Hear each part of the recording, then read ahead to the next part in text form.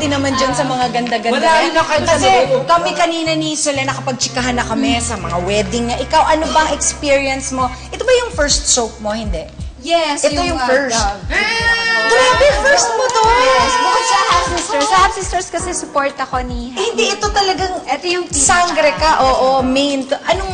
Anong experience? Paano yung naging experience mo? Ako, sobrang sarap lang dun sa set kasi mukha kaming family na.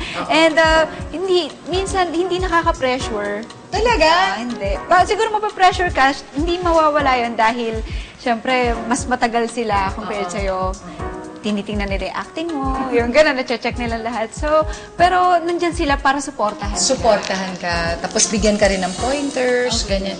Minsan yung pagnunood mo lang, nakikita mo na yan, no? Lalo na si Glyza. Galing niya, no?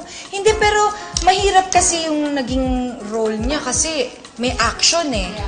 Diba? Tsaka kayo ang action stars. Hindi yung mga lalaki. Mas marami kaming fight scenes compared sa kanila. Ito, ikaw din nag-fight scenes Ako fight scenes din, oo. Di ba nag-ano ka? Pero backflip? Nag-backflip. Kasi yung kamay ko nasa ground naman. Sa Cassiopeia. Magaling na warrior si Cassiopeia, di ba? Supposedly, yun ang ano niya. Siya yung Reyna si Cassiopeia, pero nagsasalita na. Pero siya yung matapang. Di ba yung character mo, yung super tapang? Oo.